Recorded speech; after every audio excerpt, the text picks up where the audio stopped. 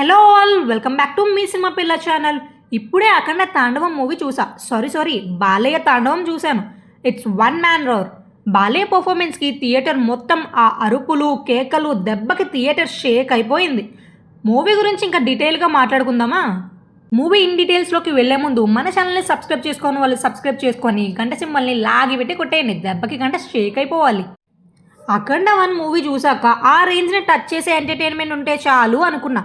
But ఇది 10 times high ఇచ్చింది. ఒక్కో ఫైట్ వేరే లెవెల్. అంటే సెకండ్ హాఫ్ వరకు అఖండాన్ని చూపించారు. ప్రీ ఇంటర్వెల్లో Akhanda entry sequence and fight ఉంటుంది. థియేటర్ మొత్తం తగ్గలబ్బడిపోయింది అంతే. స్క్రీన్ మీద బాలయ్య బాబు విశ్వరూపం చూపించారు. మనందరికీ తెలుసు అఖండ తాండవం ఈజ్ సీక్వెల్ ఫర్ అఖండ 1 అని. మూవీ కూడా పార్ట్ 1లో ఎక్కడైతే ఎండ్ చేశారో అక్కడే స్టార్ట్ చేస్తారు మళ్ళీ. ఇంకా స్టోరీ లైన్ ఏంటంటే చైనా వాళ్ళు ఇండియాని టార్గెట్ చేసి ఒక్కో అటాక్ ప్లాన్ చేస్తారు. ఆ అటాక్స్ వల్ల ఇండియన్ పీపుల్ దేవుడి మీద నమ్మకం కోల్పోతారు. అప్పుడు అఖండ వచ్చి ఆ అటాక్స్ని ఎలా ఆపుతారు, దేవుడు అంటే నమ్మకం పోయిన జనాలకి మళ్ళీ ఆ నమ్మకాన్ని ఎలా వచ్చేలా చేస్తాడు అనేదే స్టోరీ. అఖండ 1లో ఉన్న చైల్డ్ క్యారెక్టర్ కూడా చాలా ఇంపార్టెంట్ రోల్ ప్లే చేశారు అఖండ 2లో.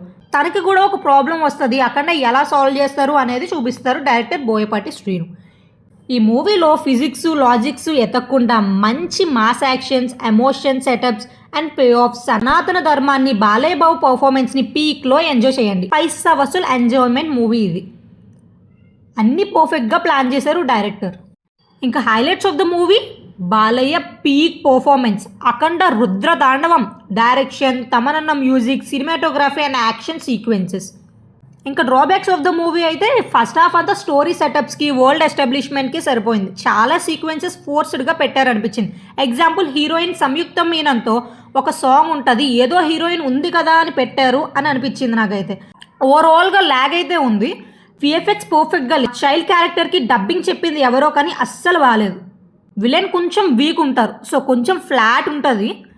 అదిని కరెక్ట్గా వాడుకోలేదు అని అనిపించింది నాకైతే. ఓన్లీ 2 fights కోసమే పెట్టారనిపించింది. ఓవరాల్గా బాలయ్య గారి మూవీ అంటే ఒక సెలబ్రేషన్ అంతే. నాకు మూవీ ఎంటర్టైనింగ్గా ఉంది. అఖండ 1 మీకు నచ్చితే ఈ మూవీ కూడా మీకు ఫుల్ ఫీస్టే. 100% ఇంకా ఎక్కువ ఎంజాయ్ చేస్తారు. That's it for the review guys. Next వీడియోలో మళ్ళీ ఇంకో మూవీతో వచ్చేస్తా.